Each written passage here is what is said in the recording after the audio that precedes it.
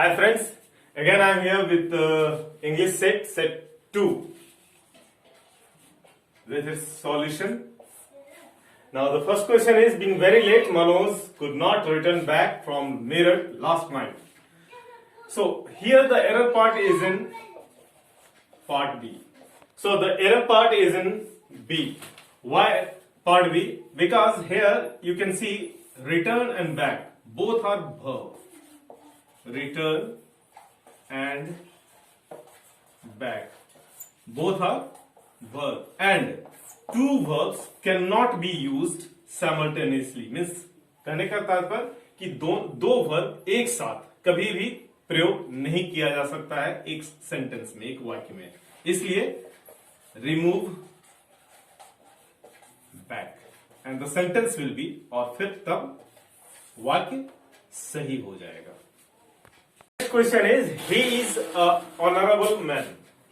Here the error part is in part B. Why? Because honorable, though it starts with H, but its pronunciation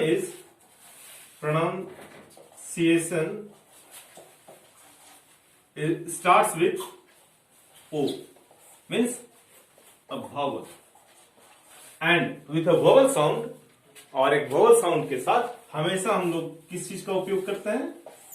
an article का प्रयोग करते हैं. इसलिए replace a with an. In this question the answer is part B, means this sentence do not have any error.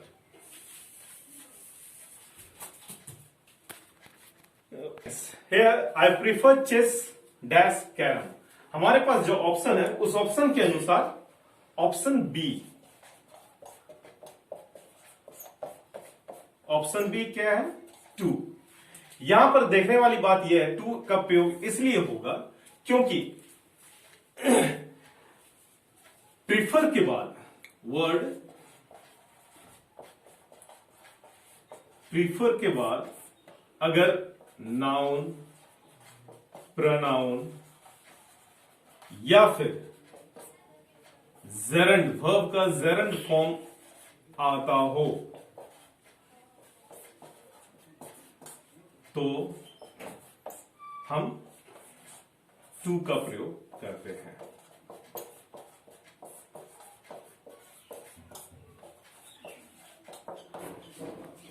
For example,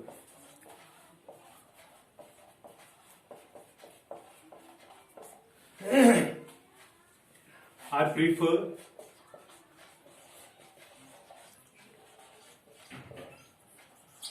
work to rest.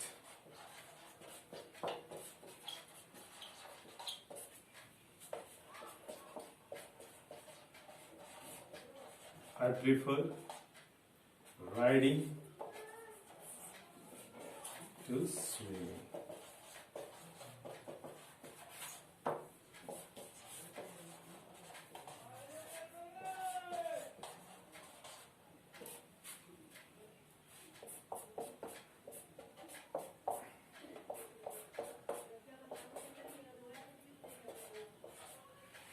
He prefer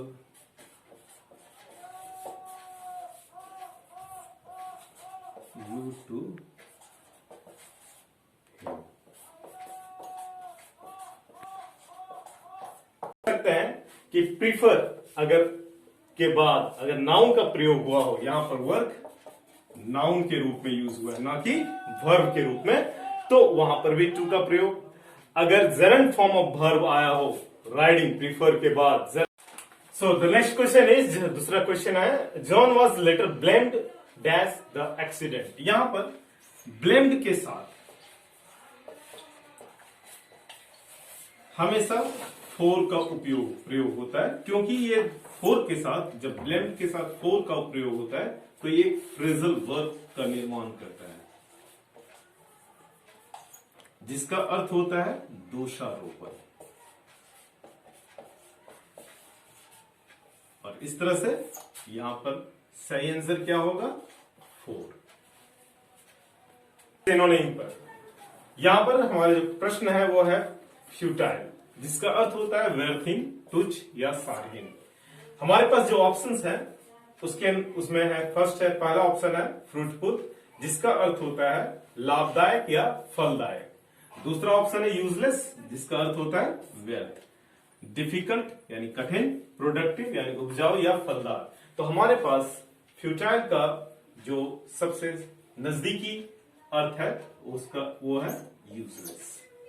का synonym का दूसरा प्रश्न है एनिमिटी, जिसका अर्थ होता है शत्रुता, बैर, दुश्मनी। हमारे पास जो ऑप्शन है, सबसे पहला ऑप्शन है इरिटेशन, जिसका अर्थ होता है चिड़चिड़ाहट या उत्तेजना। दूसरा है ऑफुलनेस, जिसका अर्थ होता है घोर या भयंकर। तीसरा है ऑडेसिटी, जिसका अर्थ है साहस या धृष्टता। और चौथा है हॉस्टिलिटी, जिसका अर्थ शत्रुता या बैर। तो एनिमिटी का सबसे सटीक उत्तर हॉस्टिलिटी। अब हमारे पास दूसरा प्रश्न है एंटोनाइम, इकोनॉमिकल। इकोनॉमिकल का अर्थ होता है मितव्ययी या कम खर्चीला। ऑप्शंस है एक्स्ट्रावेगेंट, खर्चीला, फिजूल खर्ची, स्टिंगी, कंजूस, प्रोस्परस, समृद्ध, बेनेवोलेंट, दयालु या नॉन। तो इकोनॉमिकल का ऑप्शन के अनुसार एंटोनाइम यानी अपोजिट वर्ड एक्स्ट्रा वैकेंट होगा, जिसका दूसरा सिनोनिम्स है प्रोडिगल और थ्रिफ्टनेस। अब हमारे पास है option idiom phrase raining cats and dogs. इसका अर्थ होता है, इस आइडियम फ्रेज का अर्थ होता है मूसलाधार बारिश।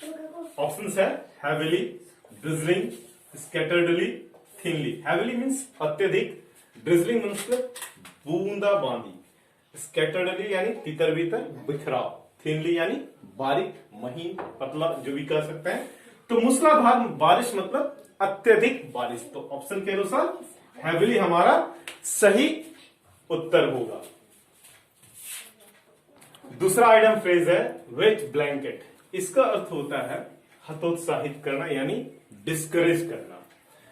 हमारे पास जो ऑप्शन है उसके अनुसार गुड कंपेनियन पहला ऑप्शन है, जिसका अर्थ होता है अच्छा साथी। वार्म एंड फ्रेंडली, जिसका अर्थ होता है दिली या हार्दिक और दोस्ताना। किल जॉय हतोत्साहित करना या टू डिस्करेज। हेल्पफुल यानी सहायक। तो सही उत्तर है किल जॉय। अब हमारे पास है सेंटेंस इंप्रूवमेंट, 11 नंबर प्रश्न। It was she not me who put forth the attractive preposition. Option A C not I, मतलब हमें सी नॉट मी की जगह शी नॉट आई लिखना है। क्यों? इसलिए क्योंकि यहां पर हम देख रहे हैं कि प्रथम सब्जेक्ट के रूप में सी का प्रयोग हुआ है, फर्स्ट सब्जेक्ट के रूप में। इस कारण से यहां पर नॉमिनेटिव केस, प्रोनाउन का नॉमिनेटिव केस का उपयोग गलत है, इसलिए हम मी को हटाकर वहां पर आई लिखेंगे। Sentence is he is on the brink of financial ruin. यह सेंटेंस पूरी तरह से सही है, इसमें किसी भी तरह की कोई इंप्रूवमेंट की जरूरत नहीं है। Now the next is one word substitution. The question is a doctor who treats children and infants, मतलब एक ऐसा डॉक्टर जो बच्चों या जन्म लिए बच्चों का देखभाल करता हो, उसके रोगों का निदान करता हो। हमारे पास ऑप्शन जो है वो है, फर्स्ट ऑप्शन है गायनेकोलॉजिस्ट, जिसका अर्थ है स्त्री रोग विशेषज्ञ यानी स्त्री रोगों का जानकार। पेडिट्रिशियन यानी बाल रोग विशेषज्ञ। तो क्वेश्चन का जो सही आंसर है वो पेडिट्रिशियन है, ऑप्शन बी। तीसरा है पॉडियट्रिस्ट यानी पैरों का चिकित्सक। डर्मेटोलॉजिस्ट चर्म रोग विशेषज्ञ। क्या बात हो जाती।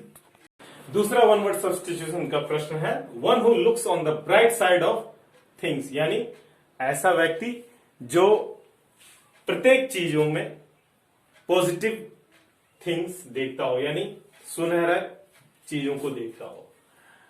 ऑप्शन है पैसिमिस्ट, जिसका अर्थ होता है निराशावादी। ऑप्टिमिस्ट यानी आशावादी। और यही हमारा आंसर है इनफेलिबल, अचूक।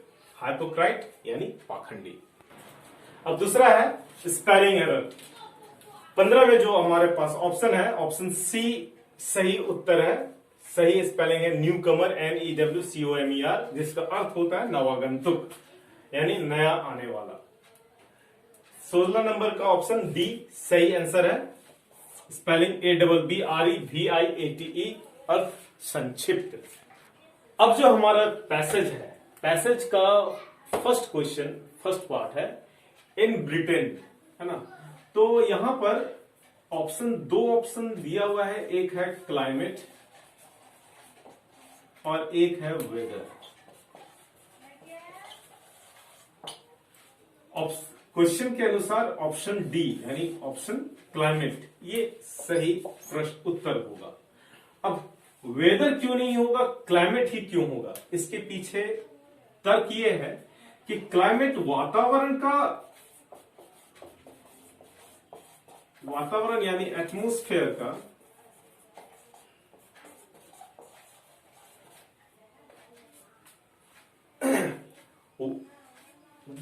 क्लाइमेट वातावरण की वह स्थिति है जिसमें एक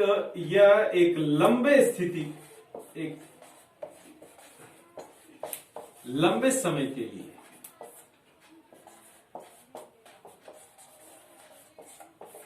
वह एक बड़े भूभाग में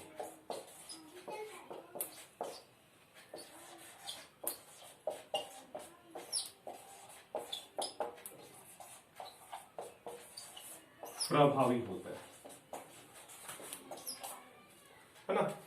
और दूसरा ये एक तो ये हुआ, दूसरा क्या है कि क्लाइमेट एक लंबे समय के बाद परिवर्तन होता है।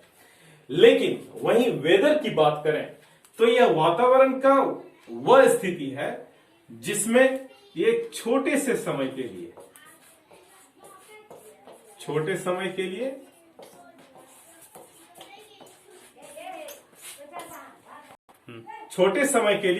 एक छोटे क्षेत्र में प्रभावी होता है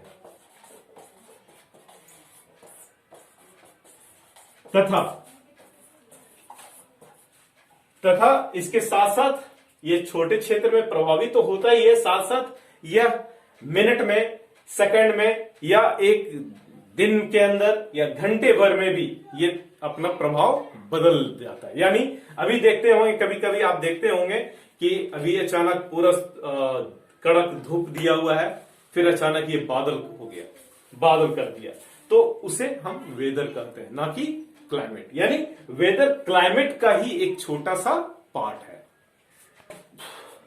अब दूसरा फिल इन द ब्लैंक जो है, वहां पर कह रहा है कि वहां के लोग यानी ब्रिटेन के लोग को यह नहीं पता होता है कि अगला दिन कैसा होगा, इसलिए वहां पर हाउ का प्रयोग करेंगे। 19 नंबर में वार्मर, जैसे कि समर हम जानते हैं, गर्मी का समय गर्म होता है, इसलिए वार्मर का प्रयोग। और 20 में इन। और इसी के साथ यह सेट का सॉल्यूशन समाप्त हुआ। Thank you.